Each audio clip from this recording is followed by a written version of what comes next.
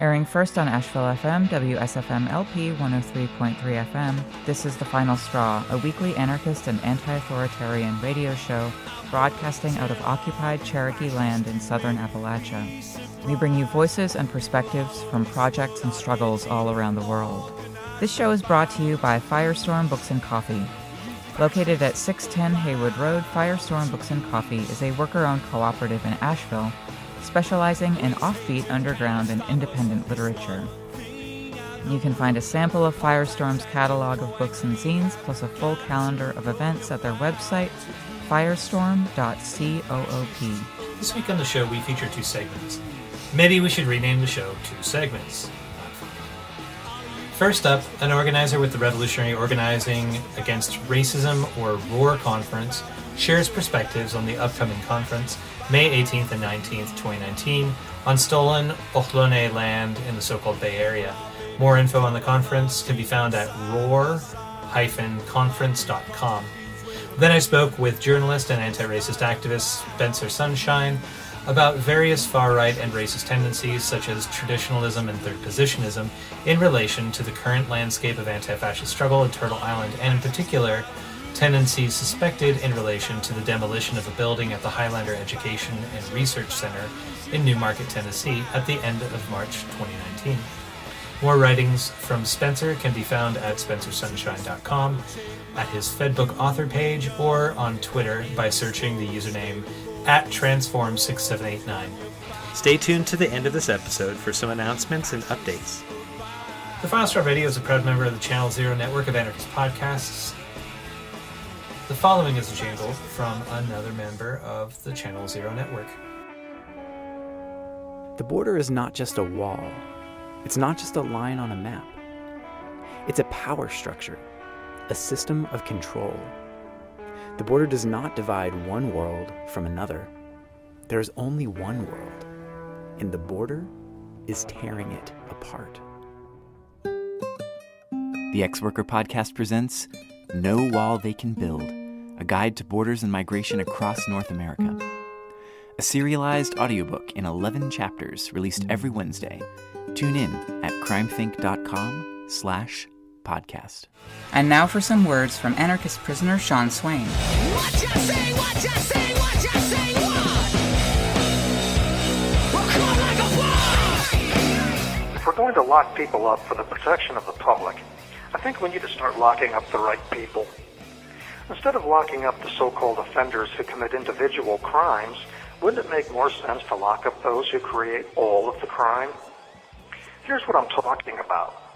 Take Ohio as an example, because I'm familiar with Ohio. But I would suggest that the situation in Ohio is probably not exceptional. What I'm describing is likely a pattern you will see almost everywhere. Beginning in the 1990s, the Ohio General Assembly, the legislature, in each successive year would pass its annual budget, including an unconstitutional school funding scheme. Year after year, the predominantly white, predominantly male, predominantly conservative legislature, with a mean income far above the state average, would create a school funding scheme that would invariably get struck down by Ohio's Supreme Court. These funding schemes allocated funds to school districts on a district-by-district basis. That is, the tax revenues collected by a given district determined the district's funding. Wealthier districts had wealthier schools, while poorer districts had poorer schools. This created what was essentially an educational apartheid.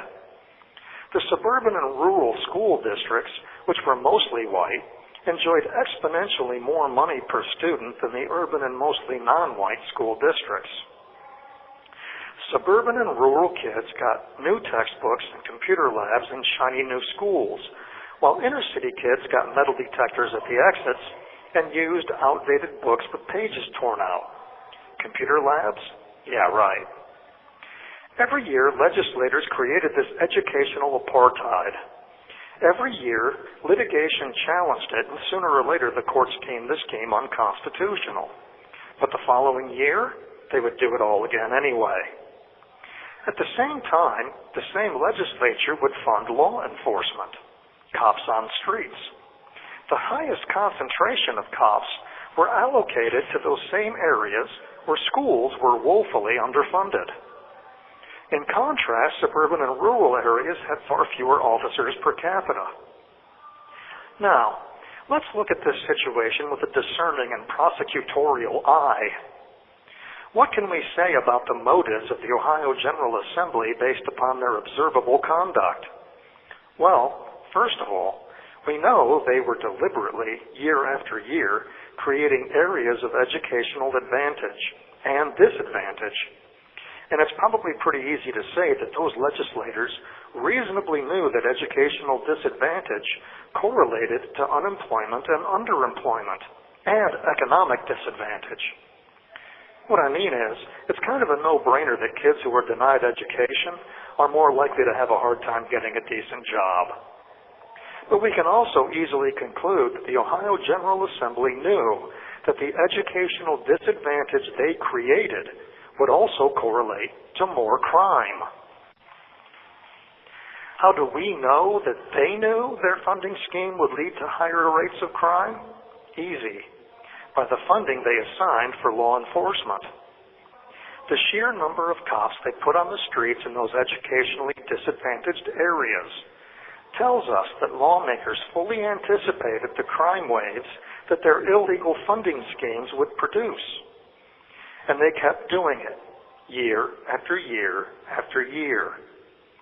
So it would seem that based on the conduct of the Ohio General Assembly, year after year, that we can conclude they were knowingly and deliberately using their powers, not to the benefit and safety and security of all Ohioans, as they claim to be, but instead they used their powers to manufacture areas of disadvantage and crime, making the world less safe, less secure, and more dangerous. They knew what they were doing, and they kept doing it. They put forces into motion that they knew would lead to crime, that would foreclose on opportunities for kids who wanted to be engineers or lawyers or firefighters, and would instead relegate them to crack dealers and carjackers and stick-up artists. So I have to ask, who's the greater danger? That kid who wanted to be a firefighter but ended up robbing a convenience store, or that legislator who took the textbooks out of that kid's hands, and thousands of other kids as well, and replaced the textbooks with pistols? Who's the greater danger? I would suggest that those legislators accepted certain powers and certain responsibilities. They had power over our world that those poor inner city kids did not. And those legislators turned kids into crime waves.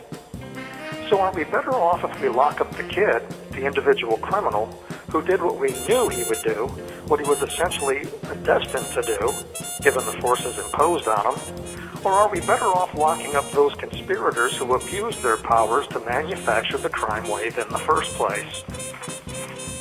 Who's more dangerous?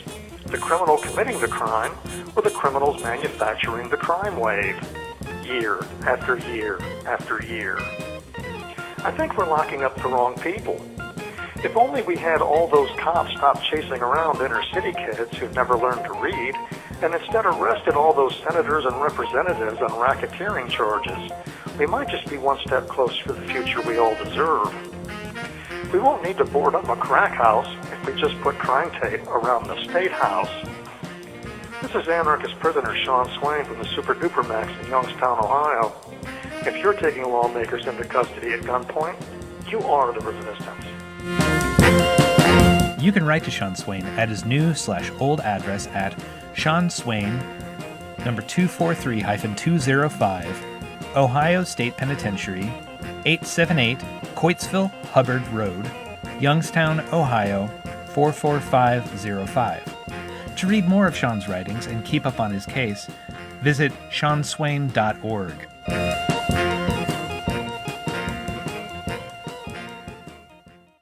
So I'm speaking with a comrade who's helping to organize this year's Roar Conference. Do you care to introduce yourself further than that? Yeah, my name's Winston, and I live in San Francisco. I've lived here for about 4 years, and I've been part of the organizing collective for Roar every year so far for the last 3 years. And could you tell listeners about ROAR and its background? Were there any notable predecessors that it spawned out of? ROAR is a 2-day conference that focuses on revolutionary anti-racism, solidarity, and strategy rooted in the legacy of anti-colonial, anti-fascist, anti-imperialist, feminist, and queer movements and fighters who have come before us. And that's our general little blurb. And the way that, to my understanding, because I wasn't involved in the very beginning of the process of ROAR 1, but my understanding was that in June of 2016, there was a Nazi rally in the state capitol here in Sacramento that was really violent and intense, in which about 11, I think, anti-fascists, mostly black men and gender non-conforming or trans women, were attacked by Nazis, and several anti-fascists are currently facing charges still from this altercation. And it was sort of spawned out of a decently sized movement that was built organizing around that demonstration, where we kind of got people from all over Northern California together, as well as some Southern Californians and people from other places, to organize against this rally. And sort of out of that, there was a desire to continue on with this. There is a group called NOCARA, which is the Northern California Anti-Racist Action. And that group originally was hosts of ROAR, but since that, we have sort of gone our own direction. Not that we're in any way have any issue, and some of the organizers are part of that. I myself am not a member of NOCARA. Hence, our Instagram is ROAR_ARA. But anyhow, yeah, so it was started sort of as a way to continue on the organizing efforts locally and regionally against racism and against fascism, but also as a way to sort of go beyond just militant street action, because we realized that we need to have, revolutionary education and a place to build amongst each other. And also the first year we organized it for the spring, and earlier in the fall of that same year, or maybe the prior year, I guess, was a conference called the No More Presidents Conference, which was basically an anarchist/anti-authoritarian conference that happened in the Bay Area. And so it was sort of like a piggybacking off of this. And then it also happened, there was a lot of momentum after the Trump election and the riots that took place in Oakland and all over the West Coast and all over the country, but specifically here in Oakland, there were massive riots. And I think people wanted to harness this clear revolutionary energy that was building in the Bay Area, and especially because a lot of us involved in the organizing I think all of us are over 30 years old, and we noticed that there were a lot of younger folks coming out to demonstrations and getting really excited about militant anti-fascism and anti-racism. And we also noticed that a lot of the younger folks weren't what you would typically call white boy anarchists. It was a lot of not just men, not necessarily white, a lot of brown people, a lot of femmes, a lot of queer folks. And we wanted to create a conference that sort of both reflected that, and also we wanted to tie connections that we had with older anti-imperialist movements in the Bay Area and other movements, and make a bridge between those and then also the younger activists, the younger anarchists, and younger radicals, and sort of have a place where everyone can come together and learn together, but also socialize and share stuff together. So you've used the R word once already. Why did the organizers feel it necessary to specify revolutionary, and what does a revolutionary approach to organizing against racism look like? I think, to be honest, originally we were just kind of coming up with acronyms, and someone proposed that, and it was a pretty sick acronym, and that we felt reflected our general position.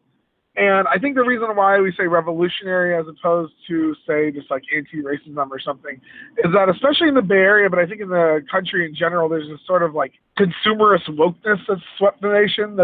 I don't think it addresses the root of issues. It's it is against racism, but from a very using buzzword, I guess, neoliberal perspective, in which people aren't saying that we need a revolutionary change.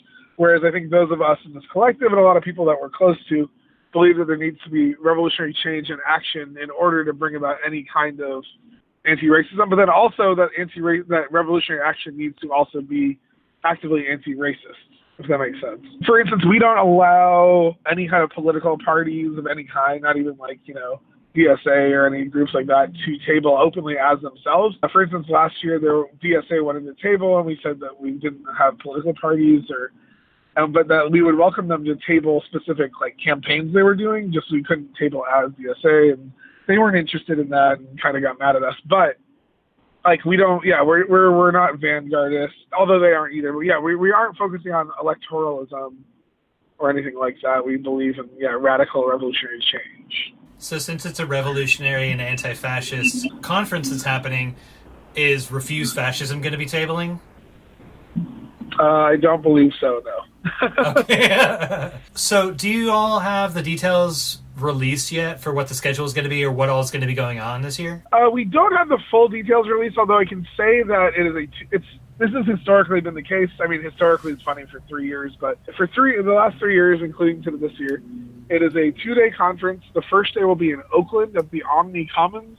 The second day will be in San Francisco at the CIIS, which is California Institute for Integral Studies. Exactly. Yes. Sorry, I was like, it's on Mission Street in Soma. It's a cool building. It's a really cool location, honestly, and they're great people. They're honestly wonderful. And obviously, we love the people at the Omni as well. The Omni is in Temescal. And we actually really strongly believe that the conference should happen in both San Francisco and Oakland, or both Oakland and San Francisco, because both the fact that organizers live in both cities, but also because, each city is clearly different, but we also operate in a political world together. And I think that there's a lot of, in like quote unquote, like scene worlds, a lot of like division, like, oh, we don't go to San Francisco anymore. Some people are like, I don't really go to Oakland, and it's kind of insane, especially to be in such a small space. And so we wanted to be accessible to people in both cities and to feel somewhat more representational. And if we had like longer, more resources, we'd probably do them in other areas as well. But yeah, so this year it's going to be May 18th and 19th. And I don't have the exact schedule marked down yet, but there are a few.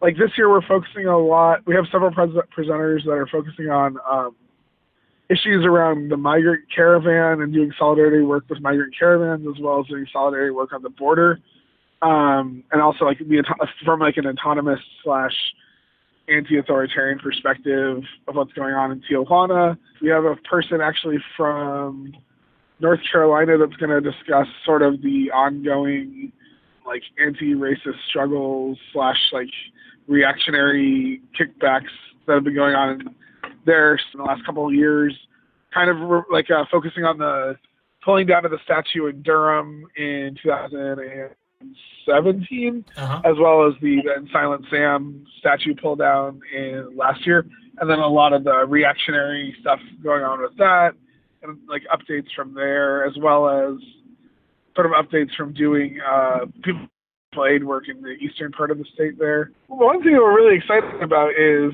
an individual from Cooperation Jackson out of Jackson, Mississippi, is going to come speak about the necessity to, especially specifically for Black communities, POC communities, and then communities in general, to build infrastructure and like collectively owned and operated infrastructure within their own communities.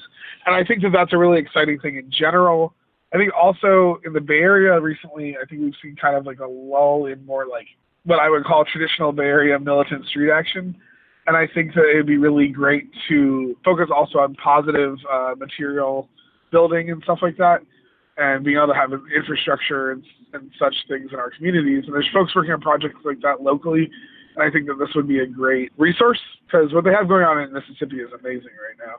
Oh yeah, and I guess I also forgot to mention that particularly I think that this conference, it's open to everyone for sure. And I think that we, though, do prioritize POC and queer presenters. Not everyone is that at all, but that is like our priority. And we like look for the conference to be representative of the Bay Area in general, and the Bay Area militant and radical scene. So I don't know. It's yeah, I think our collective is, I'd say, like 50% POC, 50% white, or something around there. Maybe actually majority POC. I think it's just an exciting thing that like is in some ways unique to the Bay Area, but then also I think can be really replicable in different areas as well. Why do you think that sort of representation in setting up what sort of like spaces look like, and also what gets talked about is why it's important to have representation of folks of color? Well, I mean, I think because those of us that are organizing that aren't white just like appreciate. I mean, that's just like where we would fall anyway. It makes sense. Like, I think several of us have been involved at some point or another in different like anarchist people of color / like autonomous people of color formations in different parts of the country in different periods. And I guess I could say as like a maybe middle-aged anarchist at this point, being 30, I do think that like for myself, it is nice to have people that look like you putting on events and also like be able to like feel comfortable in your space. And it's also important to be able to like build a movement that is anti-racist, that is, it reflects the area that you live in. So the Bay is an amazing place for events since it's a population hub and there's so many different populations that live there from so many places around the world. But is there anything like Roar happening elsewhere that you know of, or do you see the model that y'all are setting working in like, say, a different place or like a more rural space or anything like that? I think I could definitely see, like, I'm thinking of places off the top of my head that could have something like this. Because I think so I guess the thing that is unique to the Bay more so, I would say, than like maybe diverse or whatever, because that is a lot of places in America. Like Houston is probably the most diverse city or something in the United States. And I could actually see something like this happening in Houston. But I think a really important thing that we have here is that we have a continuation and a legacy of radical organizing and revolutionary organizing that we can like really easily lean on. Like the first year we had Black Panthers from the Bay who spoke and who are like currently active in struggle, like folks from the SF8. We also had ex-weathermen who then had gone on to form the John Brown Anti-Klan Committee, who in the 80s helped organize like the punk scene into anti-fascist / anti-racist formations. And so I think that we do, in some ways, that is the biggest, I think, advantage that we have, is that we have I would say that in most places in the United States, outside of maybe the Bay and a few others, maybe New York City, I don't really know as much about that. There was a big falling off in like the 70s or the 80s or the 90s of like militant action, especially like in the more anti-authoritarian wings.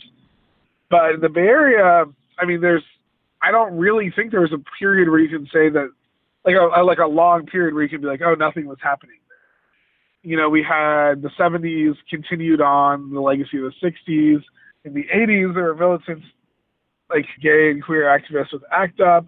There were still a lot of like anti-apartheid movements, Black liberation movements, Chicano liberation movements, and then the 90s, the same thing. Like you saw, the first Black bloc in the United States, to my knowledge, was in San Francisco for the 500th anniversary of Columbus's colonization of the United States in 1992.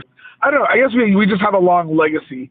So you can actually meet people like my upstairs neighbor who, went to the White Night riots when Harvey Milk was killed, and went to the kind of Solidarity Rodney King riots here. Like, I don't know. It's really helpful to be able to lean on this legacy.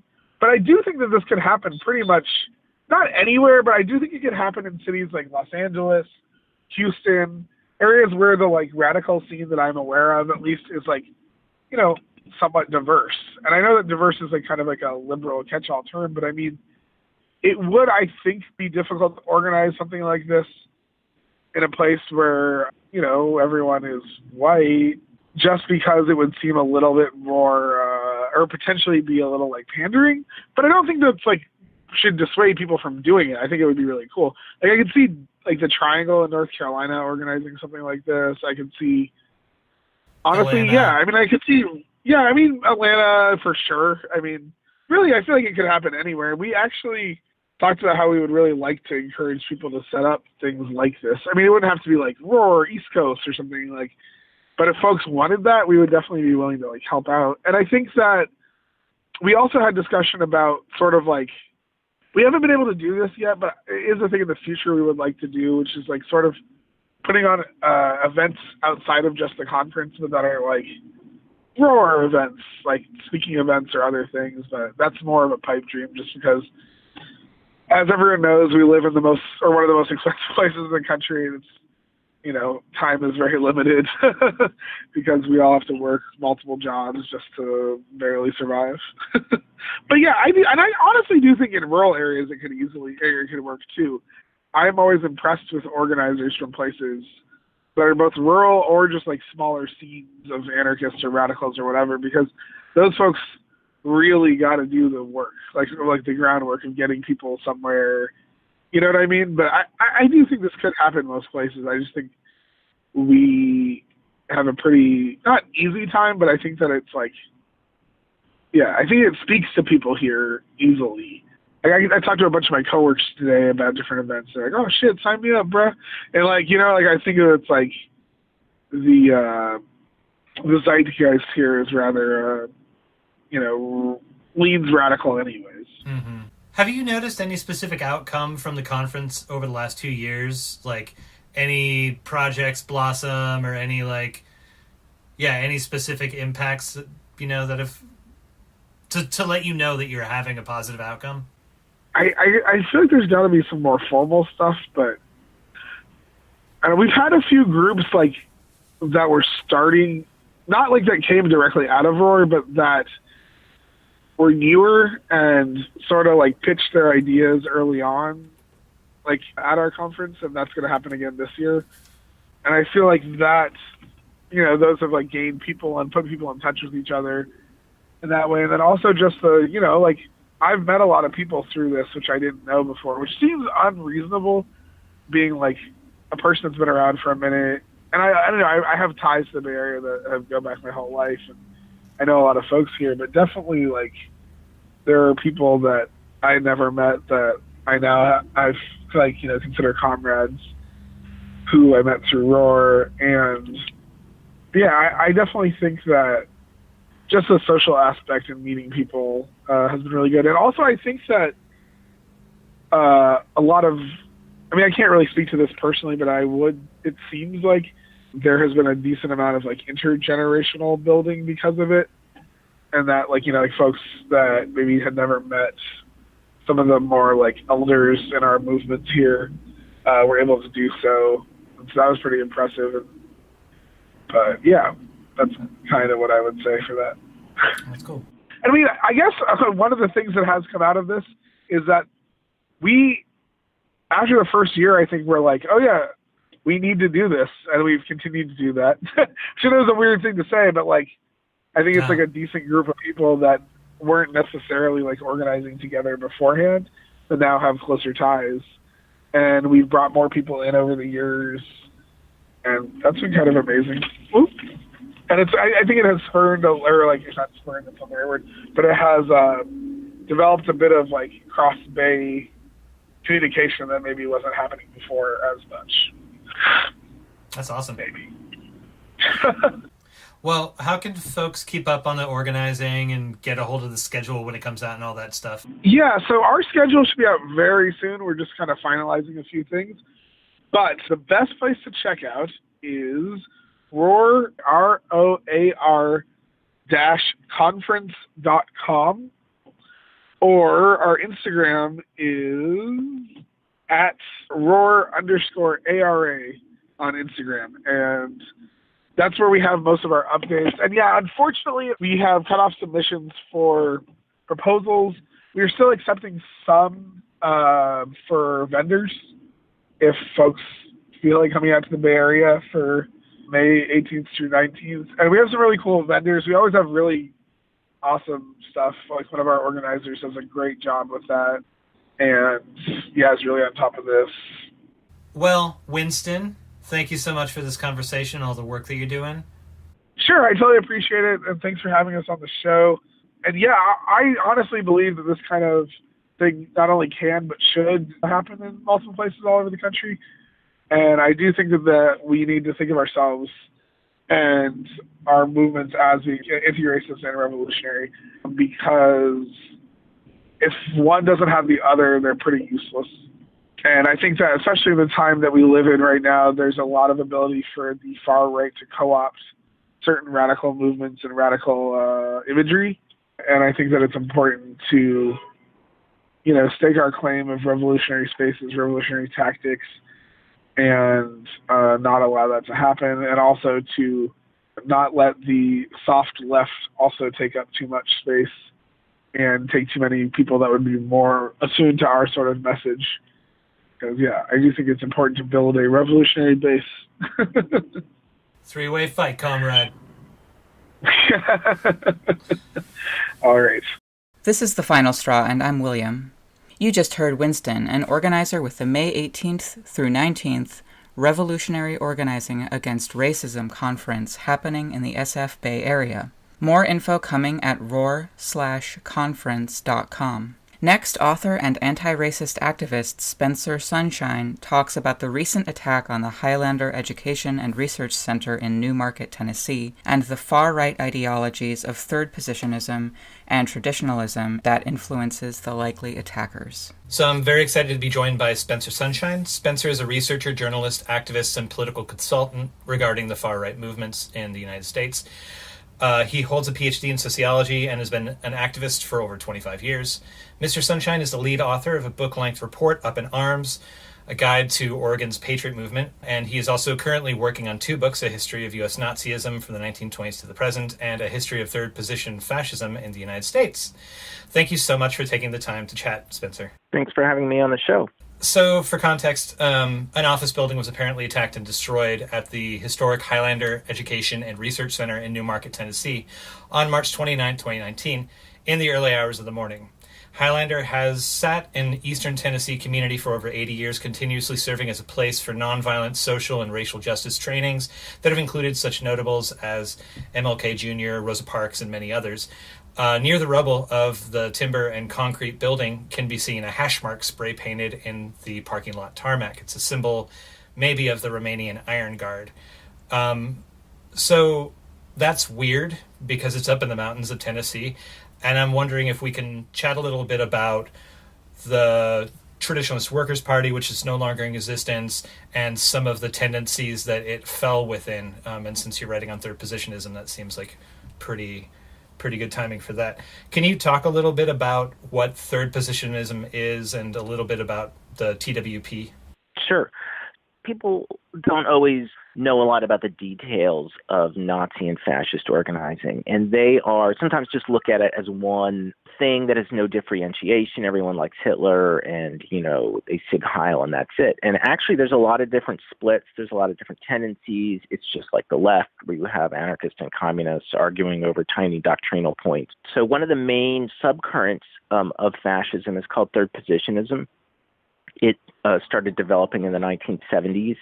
It's distinct, especially in the U.S., from other kinds of Nazism or fascism in that it is racial separatist as opposed to supremacist, and it is anti-capitalist. They also tend to have strong economic or environmental politics, and sometimes they're involved in animal rights stuff.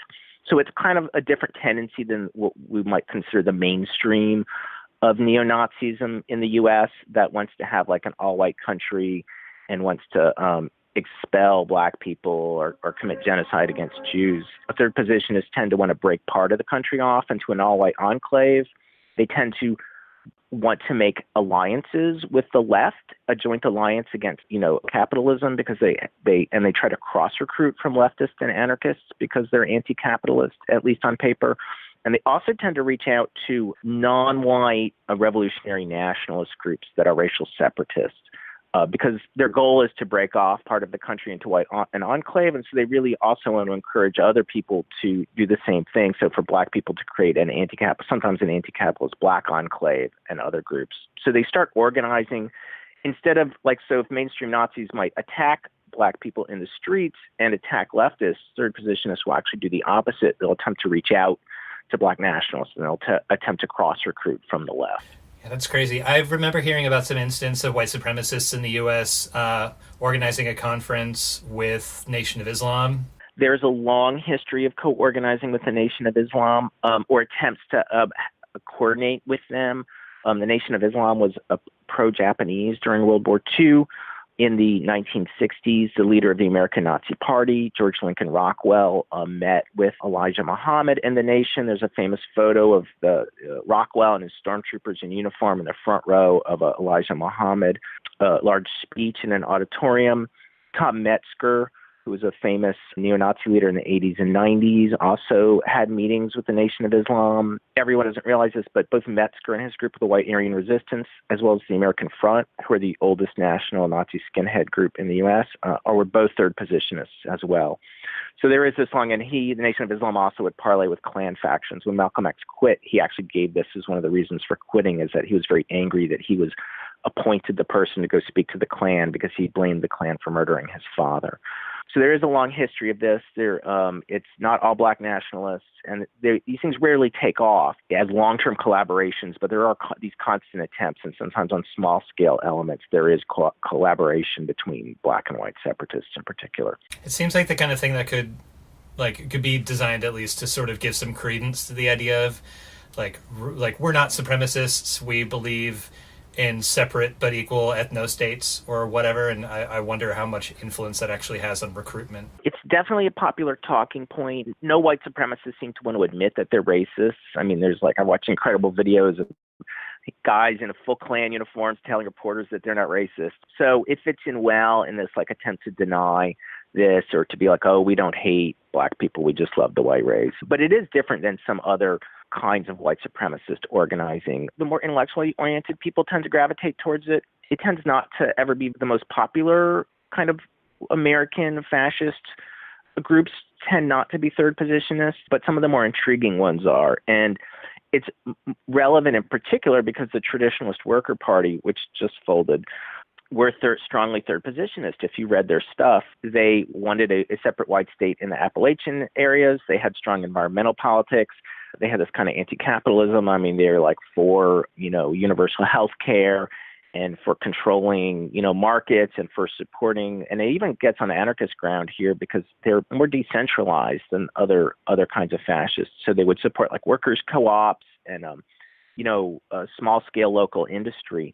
And it gave them a different tint. They were also, Heimbach was also pro-North Korea. This is one of their tics, is that they're often pro-North Korea and pro-Assad in Syria. And Gaddafi was also previously a big hero for them. Gaddafi had actually in the 80s tried to court American neo-Nazis and support them. When he was flush with oil money, he was sending money into Western Nazi groups to help fund them in an attempt to have an alliance with them. That is some strange bedfellows. Whoa. This is also where if people have heard about national anarchists or this kind of crypto-fascists, they actually come out of this tradition. In Britain, this one figure, Troy Southgate, took these ideas of a separate ethno-states and he basically kept it going, and he just made it more decentralized. So instead of separate ethno-states, there'd be ethnically separate villages, and that's why he then said they were anarchists. And so these groups often, since they're anti-capitalist, they're especially really against international trade agreements. All Nazis are, because they hate internationalism and they hate international capital, even if they like national capital. So all of them are against international trade agreements. And so they were very strongly in support of the anti-globalization movement, because that had long been a talking point of theirs to attack international free trade agreements. Would the quote-unquote Free Cascadia movement or State of Cascadia, would that fall under, at least some of it fall under this sort of dynamic of third positionism too? Because it seems like some of those values, like focusing on localism, but also the white supremacist history in a lot of, the U.S., but a lot of Oregon in particular has drawn in some sketchy elements. The Cascadian independence movement in general is not racist. They don't do a good job of questioning their assumptions about what they're going to do. But I mean, it's not, they're liberal, they're sort of race-blind liberals in general. There's a wind of it inside of it, or attempting to recruit from it, that is white nationalists, around a group called the Northwest Front. That was founded by Harold Covington, a longtime neo-Nazi leader who just died. He was based in North Carolina. He actually was famous for, in 1980, he ran for the state attorney general, and in the primary, he got 43% of the vote. But he had moved to Oregon, and he was promoting there. In the 80s, it was a very popular idea called the Pacific Northwest Territorial Imperative, which was, it was going to break, the detail differs, but the 5 states in the Pacific Northwest, which are about 90% white, often that would be the separate country of the U.S., the separate white state that they wanted. It didn't necessarily go with all the other third positionist stuff, like third positionists like that, but also non-third positionist fascists like Aryan nations were into this idea. And Covington was like one of the last people promoting this idea. So when the Cascadian movement sort of got popular, he was as strongly, and his group, the Northwest Front, which I believe still exists, strongly were trying to glob onto that and cross-recruit or be part of it. The Cascadian idea, even if it is ostensibly anti-racist, is sort of dangerous because creating a new state in Cascadia would be an overwhelmingly white state de facto, in addition to running roughshod over the will of especially indigenous people there who are not into this idea at all. These are some of the very complicated politics, especially for anarchists, because a lot of the tribes, their benefits and rights go back to their treaties with the federal government. If you broke Cascadia off, it would break all of the tribal agreements. And this is, a hot topic that's the center of a lot of conflicts there is tribal rights. And so the tribes tend not to like this idea at all. And the Cascadians seem to be really oblivious about the impact it would have on the real existing native people there. So there's different kinds of regionalist and territorialist and other separatist movements in the U.S. Some are religiously based, some are geographically based, some are racially based, and the white nationalists will try to get into most of them. And so, if people are involved in these things, they have to be conscious to try to push back against, because, there's nothing implicitly racist about Texan independence or wanting to be its own country, but you can see how that can move in that direction very quickly. So people should be very conscious about the potential impact of what these things would mean to people of color and attempts for white nationalists to enter into these movements or cross-recruit from them, because the separatism is a really strong strain in America. The white supremacists in America were always pro-federal government until after the Civil Rights Movement. They always thought, well, the government's really on our side. And, the U.S. at the time was more white. I mean, the U.S. was 80% white until the last few decades. It's now about 60%. And they always wanted to take over federal power. And in the 80s, there became a transition where these groups said, well, we can't, what are we going to do with a country that's 40% not white? How are we going to deal with that? And they moved much more towards separatist positions of wanting to break off pieces of the country to form new separate white states. And the details of that vary. Sometimes it's posited in the Pacific Northwest. Matthew Heimbach and Traditionalist Worker Party were looking at Appalachia. Other groups like the Neo-Confederates, like League of the South, who were previously in alignment with the Traditionalist Worker Party, want the South to be this. There's also dueling racial nationalisms in the South where black nationalists want the Black Belt to be independent. This historically heavily black area, which was where the cotton plantations were and still have heavy black populations in rural areas in the South. It's a crescent-shaped area that cuts through the South. And so sometimes certain black nationalists want the South to be the new black state, and certain white nationalists also want the South to be a new white state. So there's sort of dueling racial nationalisms over the same territories sometimes. And I know that at least one attempt in the South that's kind of interesting is the attempt since the 60s to create a black socialist republic in the Black Belt called Republic of New Africa. And a lot of black liberation activists and revolutionaries were affiliated to one degree or another with either the formalized movement towards that or the ideal of that as an end result. And in Eastern Tennessee and Appalachia, I think what Heimbach and his crew of miscreants were heading towards was sort of like a co-optation of the state of Franklin as a historical attempt at a state in the late 1700s that sort of lives in the memory of a lot of folks in this part of the country. But can you talk more specifically about the TWP, where it came from and where it went? So the Traditionalist Worker Party was Matthew Heimbach's project. Originally he was a leftist. I think briefly he was a socialist in high school. He went to school, I think in Maryland, and to college, and he formed a chapter of the Youth for Western Civilization in the early teens, maybe 2011, 2012, which was this campus-based paleoconservative group who were sort of they were very strongly Eurocentric, and they weren't explicitly white supremacists, but most people felt they were implicitly white supremacists. He became more and more racist. This morphed into a white student union that he controlled, and then the Traditionalist Youth Network, which was his first group, and they had originally launched a political project called the Traditionalist Worker Party. And then the main project became the Traditionalist Worker Party. These were all sort of Heimbach. Heimbach was sort of a charismatic leader. He was younger. I think he's only like 28 or something now. And he's been active, since he's 20 or something around that. And so he always was able to accrue a group of people around him. He's fairly charismatic. He speaks well. He doesn't look intimidating. He just looks like an affable, kind of dorky white guy.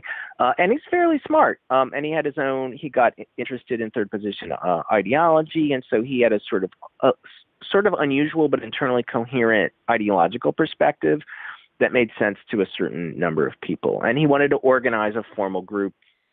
And especially nowadays with the rise of, the internet everything, real world organizations have a special role. It, used to be that all organizations were real world organizations. There were very few, not so many paper organizations, but now so many organizations just exist online that if you want to be concretely involved in a real group where people meet in person and do things in person, there's a limited number of them. And so that gives them a special kind of importance. And so he was running one of the few, groups that were involved in the alt-right. They kind of became part of the alt-right. They were really a predecessor to it, but he jumped on that bandwagon. And so they were one of the few IRL groups that could mobilize people that were part of the alt-right, that were explicitly white nationalists. So Heimbach, until I believe it was March 2018, was running the Traditionalist Worker Party. He was living in southern Indiana. He had done a couple rallies in Kentucky in 2017. And then his group broke apart in a scandal. There was a crazy sex scandal where he was caught having an affair with his father-in-law's wife, and his father-in-law, Matthew Parrott, was the sort of high up in the party as well. And that broke the whole party up.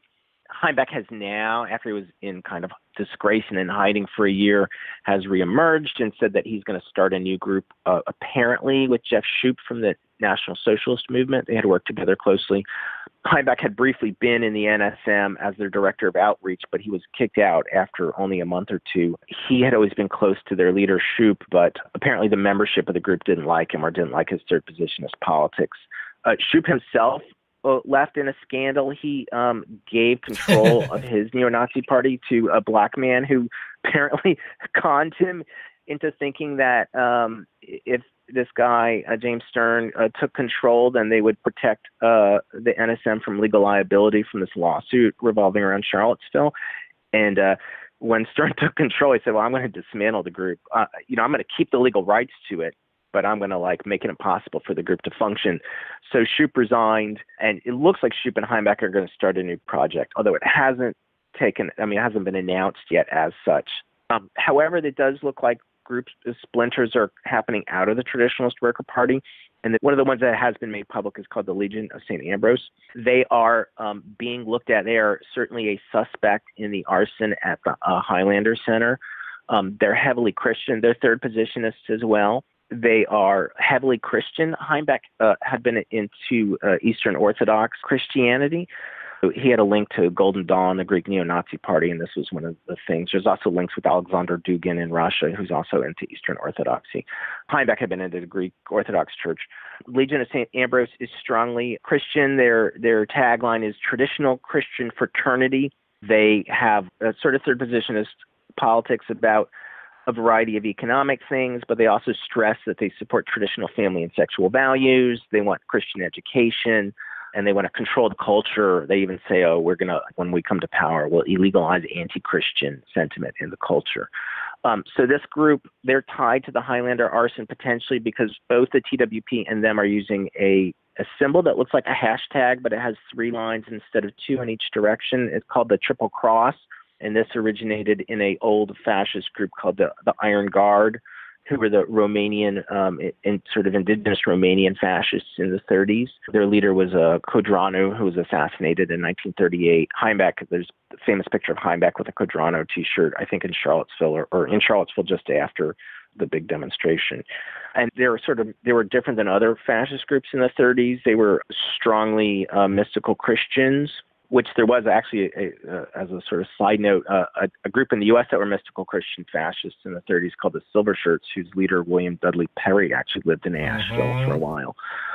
And so that's Pelly helped promote some of the fascist stuff you find today in the New Age scene. But Cudrano and the Iron Guard, so they were a bit unusual. A lot of, kind of hipster fascists, just like people who collect records, like to find obscure bands and wear their T-shirts. Like the hipster fascists like to do the same thing, so they find these obscure, like Hitler. Like, oh, Hitler's like Nirvana or something. Like everybody knows what it is. It's no fun to discover that. So they want to find this like obscure thing and base their work around it. So Heimbach picked up on Cudrano because he's a mystical Christian and had just sort of a different fascist organizing style. And Cudrano's group, the Iron Guard, used this triple cross.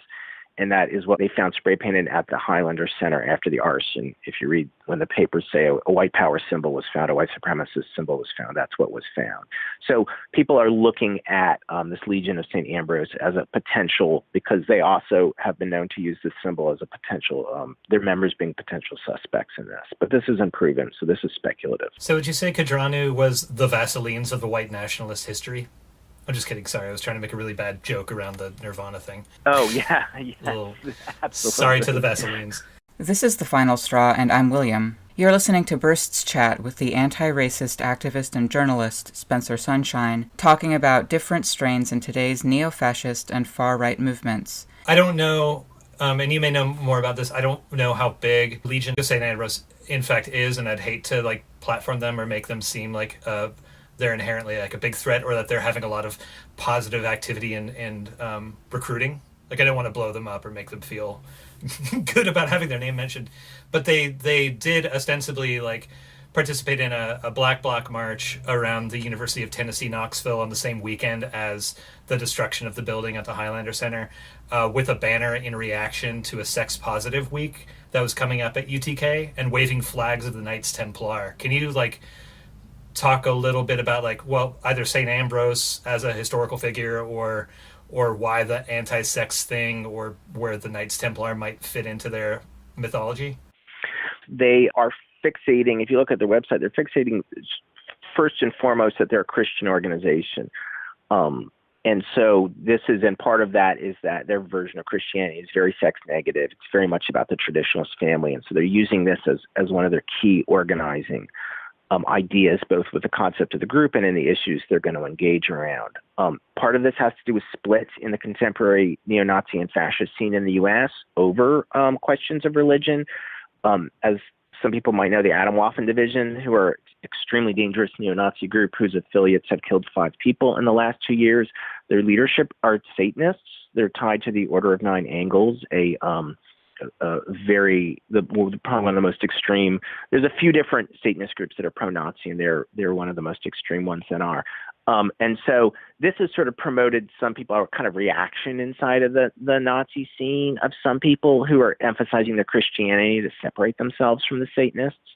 And so the Legion of St. Ambrose are basically they've picked this up as one of the central things is that their identity and their organizing is going to revolve around a traditional kind of Christianity, and specifically around a very sex negative view of sexuality and a very traditional view of the family. And you mentioned Alexander Dugin in there, and he's the brain behind the National Bolshevik Party in Russia and other such red-brown alliance things. Can you talk a little bit about him, what his thoughts are, and what his influences are in North America?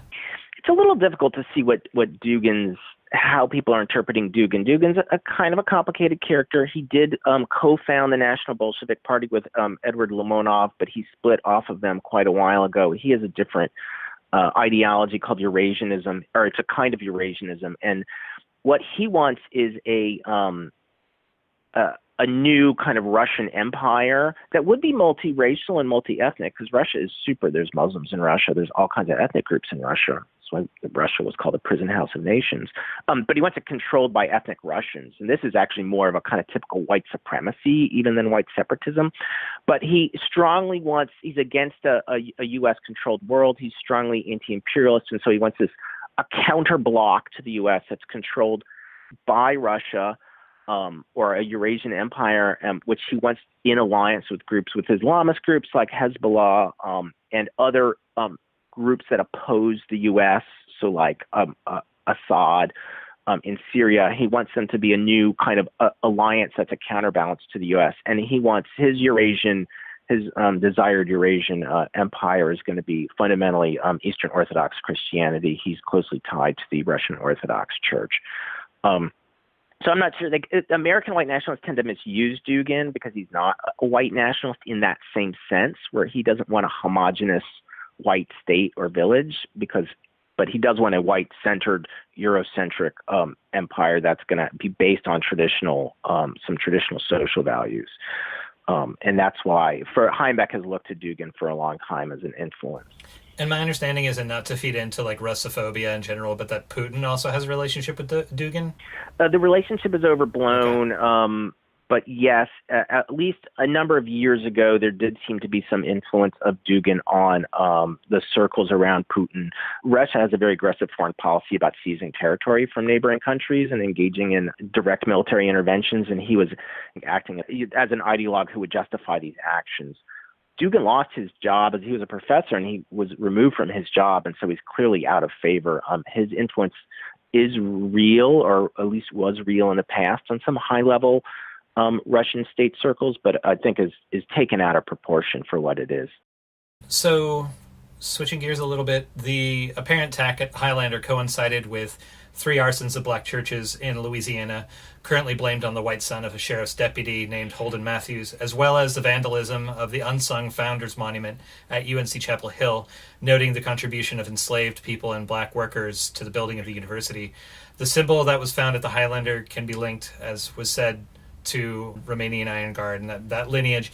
But it also apparently showed up on one of the guns or the apparel of the Christchurch shooter when 50 people were murdered in Islamophobic massacre. And within days of that shooting, mosques in the UK were attacked.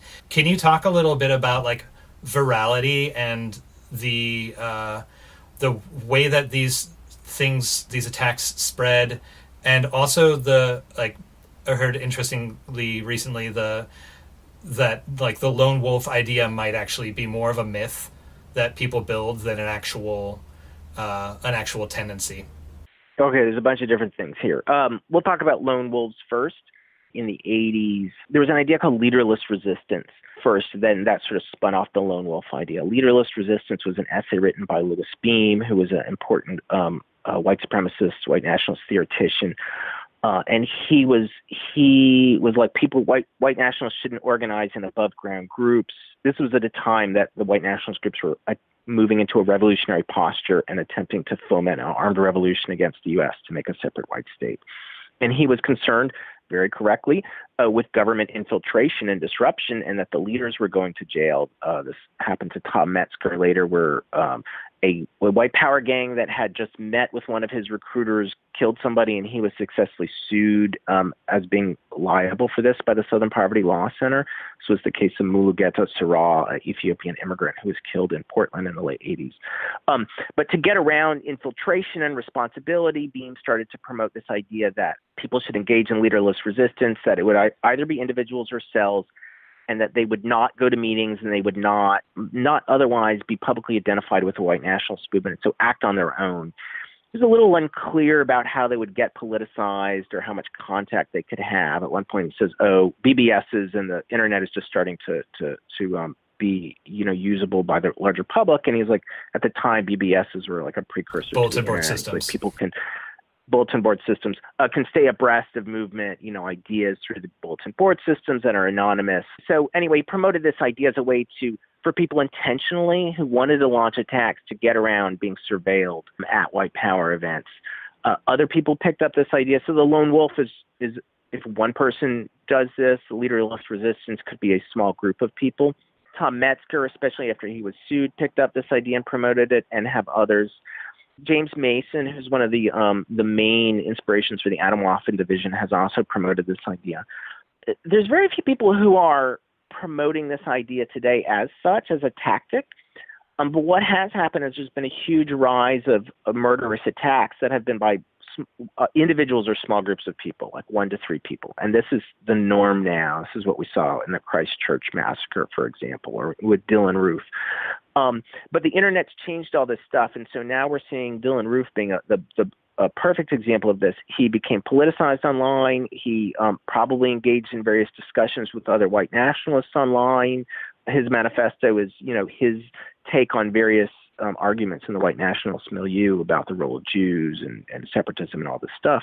But he apparently never met anyone else, ever was involved in a group, in real life, never went to a march or anything before he did his attack. And I don't think his attack was inspired by somebody calling for attacks the way that Metzger, Beam, or others were doing in the 80s. And I just think the internet's changed all this stuff where individuals can act in isolate, can be completely networked up with other people, but that not meet them in person, and then on their own decide they're going to go launch an attack, and they just go and do it. And the attacks aren't being called for by anyone in specific, but there's just the rhetoric sort of inspires them. I mean, if they believe white people are subject to a genocide that's going on now, and if you truly believe that, then that leads somebody to take extreme actions. There's all this hyperbolic rhetoric in the white nationalist movement. There's lots of valorization of violence, and they valorize people who've committed these violent acts, so they can think that they will be turned into martyrs, and they will be turned into martyrs or praised as heroes after the attacks. They're very conscious of this. Christchurch shooter in specific knew, he set everything up so he would be put in that position. He knew, how people had sort of created a martyrology around past of mass murderers, and he, wanted to be, he did his thing in a way to make it, sort of like a softball pitch, so that this would happen with him. So the second thing we want to talk about the churches, there's been a lot of speculation, but about that, the suspect who's been arrested, about his motivation. First off, let's say almost all this information is coming from the police. So we don't trust the police when they talk about us. We should be wary. This guy does seem like he was a black metal musician, and in the black metal scene, there is a small subcurrent of people who were Nazis, who were involved in church burning. In Norway? In Norway in the 90s, including Varg, I think his name is Vikernes, who was jailed. He killed somebody, and then he killed the singer of his band, and then was jailed. It should be noted in Norway, they were Nazis, but they were born in white churches in Norway. They blamed Christianity for destroying the indigenous European pagan religion. So we don't know if Brenton Harrison actually is the guilty party, and we don't know his motivation. There was one thing that came up that said he condemned black Christianity and black Baptists in particular, for oppressing black people and encouraged them to go back to their pre-Christian African religions.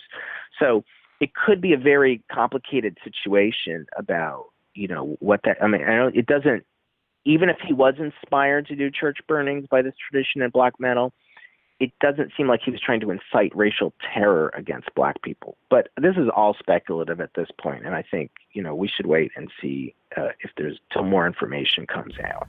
And I think NPR said that one of the churches was a predominantly white church. Oh, I don't know. I just saw that there were 3 traditionally black churches that were burned. So yeah, it's hard to know, what his motivation is, and we should be wary of basing things, especially on information from the police. And sometimes these people have very unusual ideas. You can't expect him just to be a boilerplate white nationalist. I'm going to intimidate black people. I mean, maybe he really did want to encourage black non-Christian African spirituality. And then does that make him a racist or just really messed up guy? Maybe both.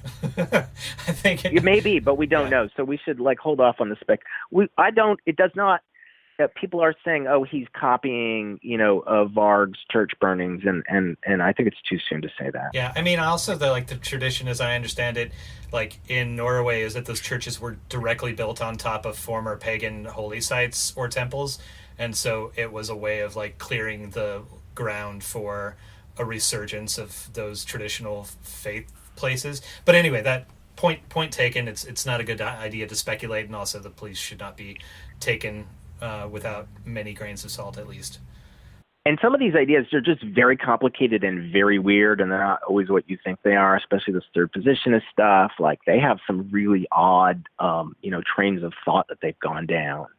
So that's not always going to be obvious to us, especially if they haven't put a manifesto out. It's not always obvious to us.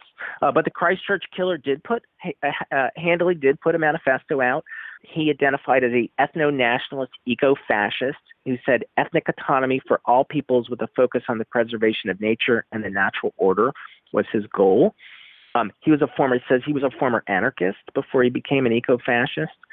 And most of what he wrote was just kind of traditional, like white nationalist, strongly Islamophobic white nationalist garbage that you would find from anyone. But there was a lot of at least catchphrases and ideas that come out of this third positionist, or there's other traditions that come out of third positionism, like the New Right and then identitarianism, which is sort of the strain that Richard Spencer follows, white nationalism. And the symbol that the mass murderer put on the cover of his manifesto was a wheel symbol that actually looks like a 70s like hippie new left thing. There's a black sun in the center, which is a neo-Nazi symbol, but there's a bunch of themes around the circle, and they're anti-imperialism, environmentalism, responsible markets, addiction-free community, law and order, ethnic autonomy, protection of heritage and culture, and workers' rights. So you could certainly see how this could even be a very left-leaning thing. If you just took that and removed the black sun, how this could be a very left-leaning thing. And this is a sort of shows that he was very familiar with these third position and related style discourses in the fascist milieu.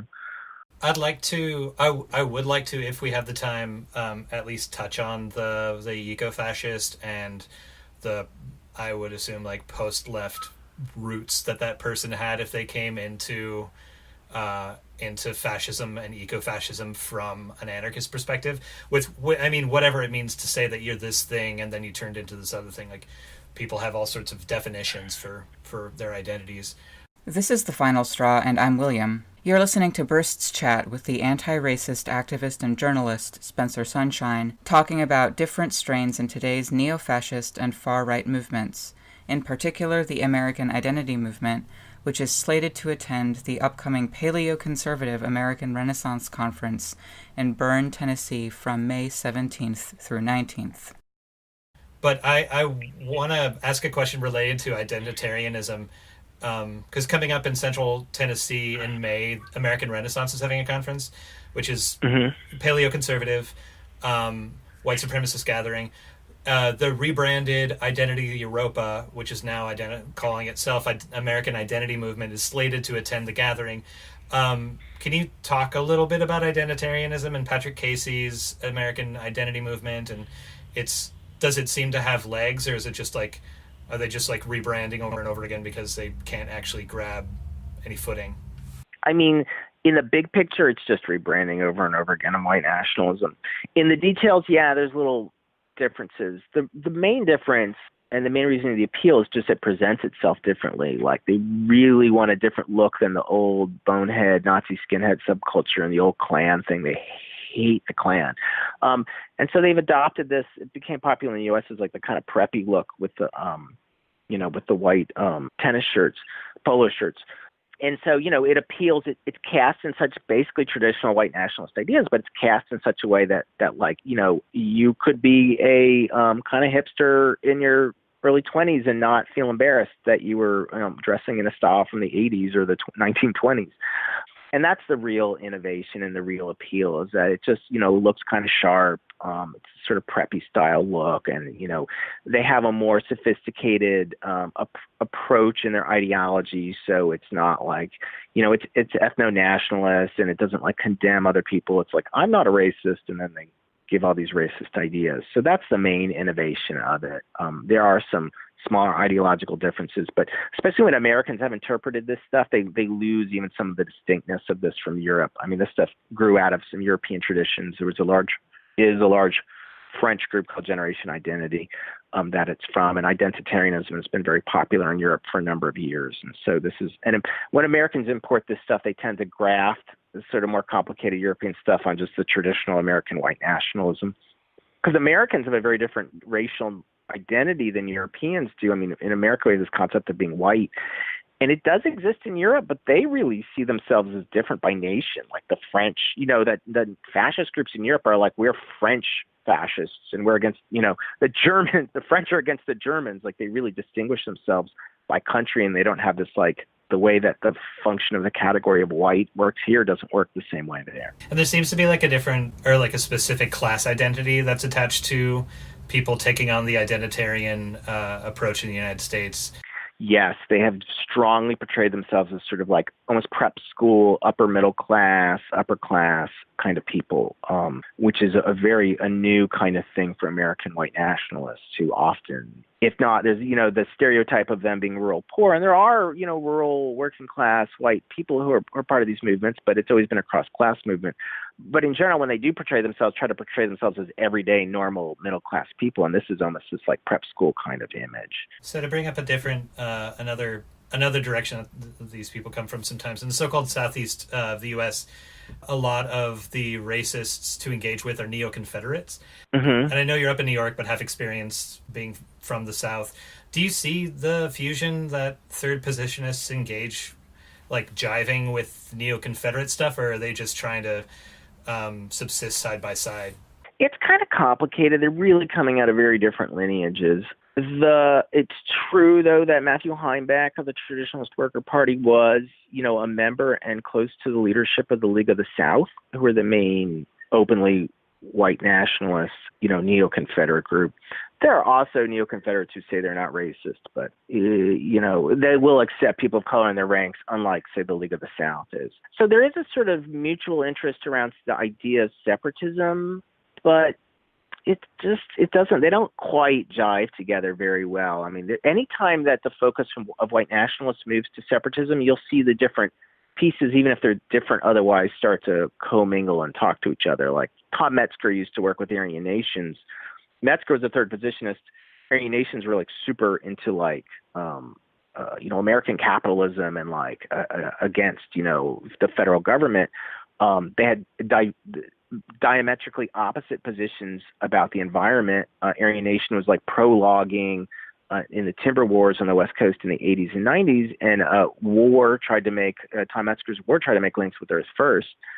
But they would work together, or they would work on projects together because they both were interested in the separatist idea. So separatism becomes a sort of like Islamophobia. A bunch of different factions can get together and start making links if they're all separatists. And that is probably the main link between the third positionists and the neo-Confederates.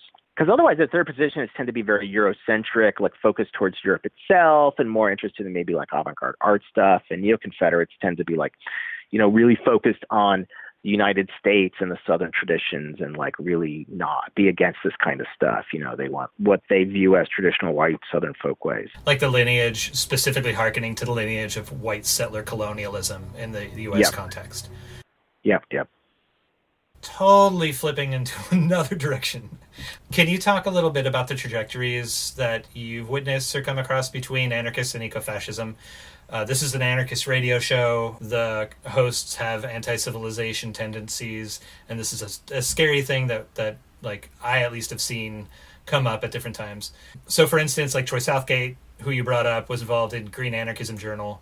The eco-extremist group in Latin America, currently known as ITS, had come out of Earth Liberation circles and identified as anarchists, and now have horseshoed and are like attacking anarchists, or at least threatening anarchists. Can you talk about this thing that comes up, and if you think there are any good approaches towards guarding against it or fighting back against it?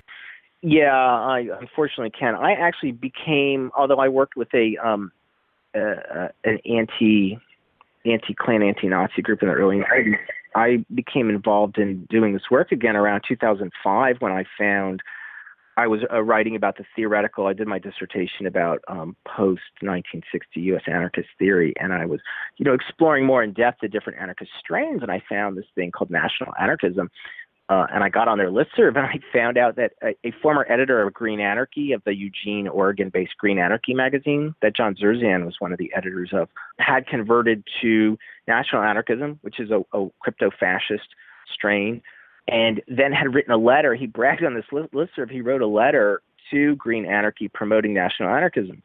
So I emailed the editors and I said, hey, you've gotten this letter from a former editor and he's trying to promote, crypto-fascism. Like, don't be fooled. They're like, how do you know this? Like, we did just receive this letter. We haven't published it yet. And so in its place, they ran an article denouncing them. So, yeah, there is this constant crossover between, there's constant cross-recruiting. A number of people from the Earth Liberation scene have become fascists. This includes Exile and Sadie, who were, co-defendants with Daniel McGowan, who were arrested in the Green Scare, and they were like two of the, very few number of non-cooperating defendants, so they had a certain kind of cachet, and they were like from Eugene, and they were deep in the Eugene scene, and they later, after, possibly before, but definitely after prison, got involved in these circles. Exile in particular, I think Sadie Moore just defended him. There are a couple. There was a guy who was ELF, ALF, I'm not sure if he was ELF, who was jailed for burning down a McDonald's in the 90s, and he became a Nazi later. Not the Nazis themselves had a and the original Nazis, the German Nazis, had a pro-environmental wing around Walter Dari, was the best known representative of it. He was Hitler's Minister of Agriculture. He came up with the slogan "Blood and Soil." He had promoted, organic food. There is a traditional strain inside of the fascist movement that's involved in ecology, and especially the kinds of especially for radical ecologists who are not, who separate themselves from the left, so not the book tonights and not eco-Marxists, eco-socialists, but those who say, we're against the left, like they end up starting to say a lot of things that are very similar to what third position fascists say. And the third position is try to cross-recruit from them. And there are individual examples of people going over. And just historically in the U.S., the environmentalist movement has kind of bad racial politics. It's been involved in anti-immigration stuff. It has improved in recent years, but it's been historically very white movement, very middle class, and very sort of like, at best, has paid very little attention to questions of structural racism in the U.S. And so there is a real weakness there. Yeah, like Edward Abbey had definitely very strong anti-immigrant and weird perspectives about indigenous folks, and he was very influential ideologically to the early Earth First. I mean, does it seem like is it the venture into mysticism? Is it the stated anti-modernism? What do you think flips that switch? It's the shared anti-industrialism and anti-modernity strains. It's this idea that we live in that it is Western civilization itself, as it's developed, is a problem, and it is the source of environmental distress. And then so the solution needs to be to dissolve this. And you can have a left-wing reading of that and a right-wing reading of that. A lot of this stuff comes out of similar circles that were popular, especially in Germany in the 1920s and 30s. And it's split left and right. The right-wing version was the conservative revolutionaries who helped feed into the Nazis, and the left-wing version was part of the Frankfurt School, comes out of that. And you'll find some similar discourse about how modern civilization is alienating and alienates us from the earth in the works of Theodor Adorno and Herbert Marcuse, as you do in right-wing figures like Martin Heidegger. And there's direct reasons for this, because Marcuse was Heidegger's teaching assistant. But they were all working under the same sort of period of cultural pessimism, it's sometimes called. And then just some of all kinds of, like many things, they can go, a similar mood can go left or right. And this is definitely, radical environmentalism is definitely one of the things that can go left or right. The answer to this is, if you're a radical environmentalist, you have to create a firewall against white nationalism and against fascist ideas. You should incorporate an anti-racist critique in what you're doing and understand the implications of what you're doing, even if they're not intentional. For example, Cascadian independence. I don't think they have any intent to make a white supremacist to desire a new country that'll be, white, essentially a white ethno state, but that's what they are doing. And so I think people need to be more conscious, or keep a consciousness up about, white supremacy and racism and colonialism and stuff in their politics, but also build a direct firewall where you don't tolerate people spreading these ideas in your circles. It's not, you can't just be like, oh, all radical environmentalists are fine. We'll work with anybody. You have to have, a plank about that. You won't tolerate fascism and white nationalism in the circles. I mean, Tom Metzger used to brag that he had gotten people from Earth First to join white Aryan resistance. So beware of anyone reading Evola. Yes, if you meet a radical environmentalist reading Evola, don't just get away from them. Take pictures of them, and out them, isolate them, and get everyone to kick them out of their groups. And this happened recently with Earth First, where an Earth First member in upstate New York, recently, a few years ago, was converted to national anarchism and was trying to promote it. And so they didn't kick him out. His group confronted him, and he quit the National Anarchist Group. Can't say that I personally ever want to see this fellow again, but he, has been backed away from this position and now says that he's an anti-racist. That's awesome. This is actually how Alexander Reed Ross got into anti-fascist stuff, is that the NYC Antifa group outed this person, and then Ross, who was an editor at the Earth First Journal, wrote an article about this. And also the author of Against the Fascist Creep, which is Yes. quite a tome, very well researched, very interesting. This is The Final Straw, and I'm William. You're listening to Burst's chat with the anti-racist activist and journalist Spencer Sunshine, talking about different strains in today's neo-fascist and far-right movements. So there are lots of approaches to resisting fascists. In your estimation, what are some good, this is like a very general question, so take what you want, but what are some good practices in assessing on-the-ground scenes, because it's going to be different from place to place? Are there any rules of thumb in determining what strategies or tactics that are effective?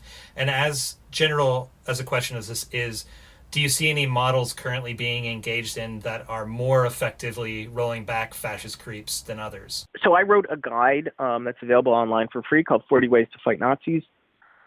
40 Ways to Fight Nazis outlines 40 legal, not always not violent, but mostly legal tactics that people can take to help to isolate and neutralize white nationalist organizing. There are a variety of tactics, and they range from punching a Nazi in the face to suing them. And to be quite honest, I think all of them are effective. Richard Spencer openly said that the confrontational Antifa tactics were part of the reason he had canceled the rest of his college speaking tour in 2018 and essentially withdrew from public life. He still tweets, but he doesn't even update his website anymore. Also, lawsuits. The lawsuit in Charlottesville against the organizers is causing complete chaos in the ranks. I think that there's a lot of different kinds of tactics for people to use. The best, of course, is doxing them.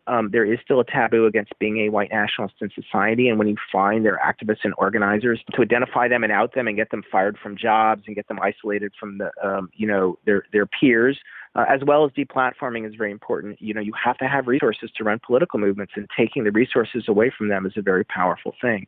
So there's all kinds of different tactics. Mostly the general thing, and again, you can look at 40 Ways to Fight Nazis, and it'll outline this stuff in a lot more detail.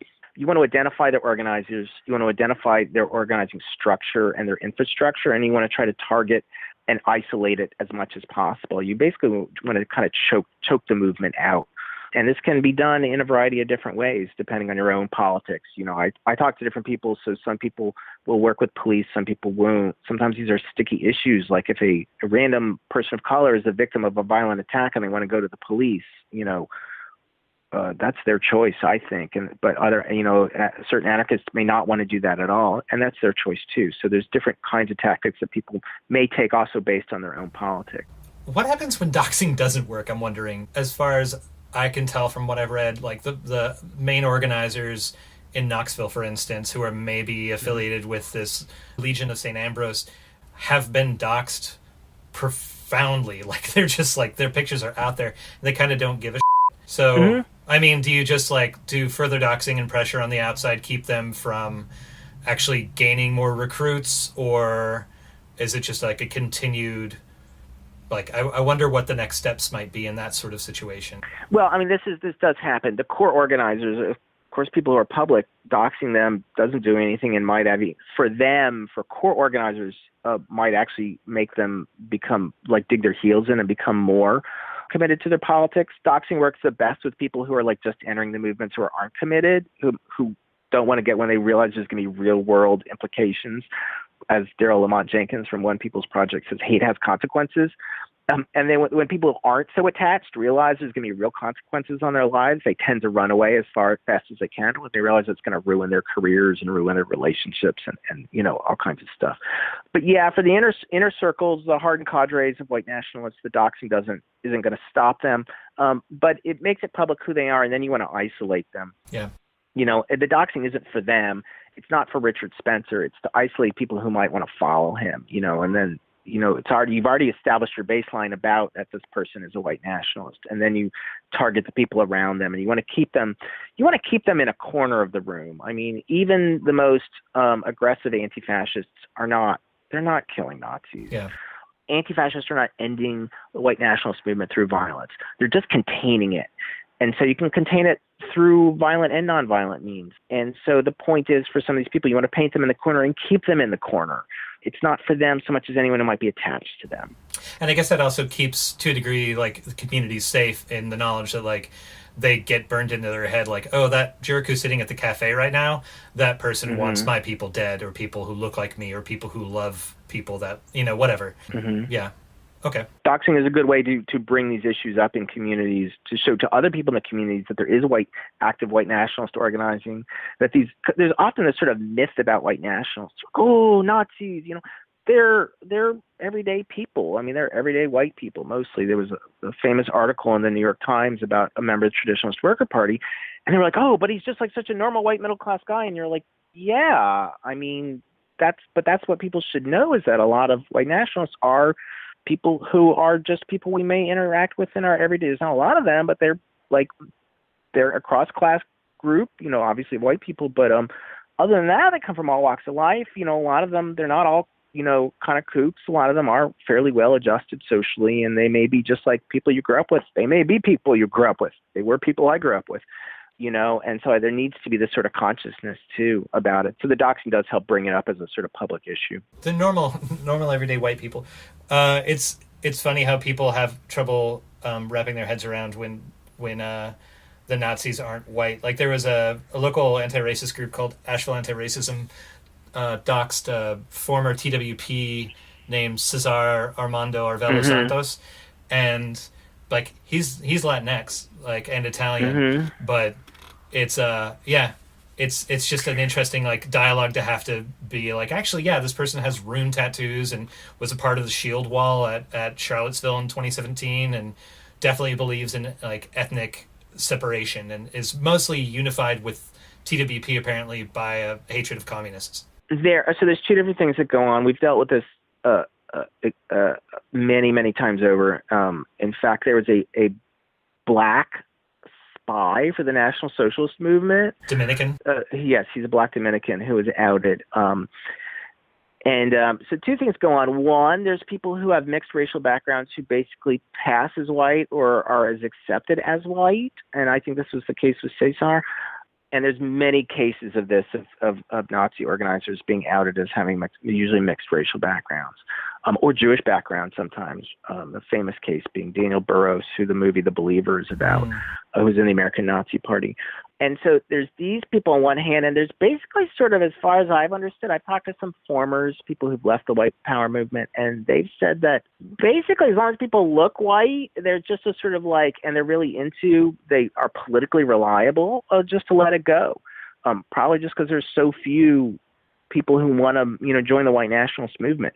What motivates these people? I mean, I think a lot of it is anxiety about their own racial background. So they want to have this, like, ultra, Pure support for this certain identity, when in fact, because their own identity is an interstitial identity that has many different aspects to it. So they want to prop up one part of their identity. The other kind of non-white Nazis are usually that you'll run into are third positionists. So that, they'd be like, oh, they'll openly be organizing as people of color, and they'll be like, yes, well, we want a black fascist state, or a native fascist style area, and you can have the white fascist state, and we'll all be fascist together in our separate lanes. Those are actually two different things. And there are also, just to be noted, neo-Nazi groups all throughout the world now, in Latin America, in Asia, in China, in Mongolia, in Indonesia.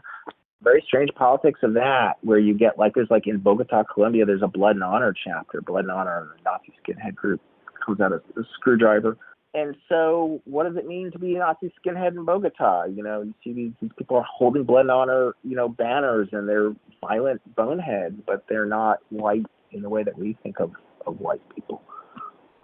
I think I heard in a episode of Behind the Bastards, I think it was the second part of Birth of American Fascism, where the host was talking about one of the, what was it? One of the main, like, early... Anyway, it was basically this early American prominent Nazi. Lawrence Dennis. Yeah, was African American, or like would have been at one point assigned as African American, but he had enough, like, his skin was white enough that he could pass as not. And just like crazy mind. Yeah, there's a lot of people like this. There's a lot of people of, personal issues about their own identity who are involved in the white nationalist movement. I was talking to one former online, and he is, I forget how he identifies, he's LGBTQ. He says he thinks that most people in the white nationalist scene are closeted LGBTQ people. There's no shortage of these people. And some of them also, even pure white nationalists, they also may in their personal lives, they may just compartmentalize their politics, and in their personal lives have good and friendly friends and good working relationships with people of color, and Jewish people. Like, that also is not uncommon. They kind of split. There's half of them try to separate themselves. The other half, totally fine. I mean, I live in New York. Anyone who's a Nazi in New York, they are constantly interacting with people of color. They cannot be personally antagonistic to them. You couldn't get by in New York if you did that to everyone you interacted with on an everyday level. And so white nationalists often have a much more complex relationship to race than outsiders think. So it's just a last question that I'd written up. So I was listening to an episode of Dissident Island Radio, which is in a network with us. They're based out of the UK. It's a great show. And they had on a host of 12 Rules for What podcast to speak about anti-racist responses to the Christchurch shooting. And the host provoked anti-racist listeners to actively engage in counter-recruitment in online gaming forums and platforms, rather than just continuing the time-tested standard of tabling at countercultural musical shows. And I know that Gamergate is listed as a source of the creation of men's rights activists and flaring up of incels and alt-right recruitment. I think the Discord is even like a gaming chatter service, and that's a source for a lot of leaks. But does this seem like a good method to take up, or a good approach to keep in mind moving forward? Yeah, I think absolutely. I mean, the countercultural, the tabling at countercultural events used to be just the same thing, that it was an argument over contested spaces, because that's where a lot of the Nazi recruitment was going on. So that was actually kind of taking them on their own ground. And I mean, I think people should still do that. I'm in fact doing that tonight. But yeah, it's good to go into these contested areas where Nazis are recruiting and push back against them. So if you have an interest in online gaming or that background, I have to admit it makes me feel really old, because I've never done online gaming. But if you are not as old as I am, or you are, and you are in these circles, yeah, you should actively try to do counter recruiting and push back against them. Don't let them dominate these circles. If their politics dominate, that makes it a handy, a warm recruiting ground for them. And we want to contest them when they do these things. And we want to do this in every niche area. They tend to target niche areas to recruit, like the heathen scene, or online gaming or whatever. And we always encourage people to push back from inside these things. If an outsider pushes back, then they can all unite and say, oh, they just hate online gamers. If it's other online gamers pushing back, it's a different thing. If it's other heathens pushing back, it becomes a different thing in this battle for, ideological supremacy and for recruiting. Are there any things that you can say about the books that you have coming up, which I mentioned at the very beginning, like publishers or when they're due out, or any titillating I'm trailers? working very slowly. What I am working on now that hopefully will be out within the next 6 months, I've been working on it for the last year, is a long history of James Mason. He's the author of Siege. And Siege is the book. It promotes idolizing Charles Manson and promoting racist serial killers and lone wolf attacks. It's the book that Adam Waffen division members have to read when they join the group. Adam Waffen leadership is close to Mason. And so I'm going to reconstruct all of he has been involved in the American Nazi milieu since the 1960s. He joined the American Nazi Party when he was a teenager. And I'm tracking through all of his moves over the years and all the different groups that he's been involved in. And a lot of it has to do with how a circle of sort of underground culture people, musicians in the industrial and neo-folk scene, especially Boyd Rice, Michael Moynihan, and Adam Parfrey. Moynihan had Blood Axis, but he wrote the book Lords of Chaos, which has recently been a movie about the church burnings. And they discovered Mason's work and intentionally, over a number of years, figured out how to popularize him by introducing him to the sort of music and sort of fanzine underground, the extreme culture underground, as it was called at the time. And they did it very intentionally and with a lot of thought. Moynihan actually created Siege because it's an edited book of Mason's newsletters, and he edited all the newsletters into the book itself, and then was the publisher of the book, and then was Mason's contact point for years. And then now it's like, oh no, I was never a Nazi, but he clearly, very, very clearly was. So I'm this will be a multi-part series that will be coming out in the next few months. Actually, now that I'm reminded, if you have a second, you mentioned Adam Waffen and a new kind of similar seeming thing, and I don't know if there's much to it at this point or much known about it, but the base as an organizing model that seems to be all about real life paramilitary training setups. Can you say anything about that formation?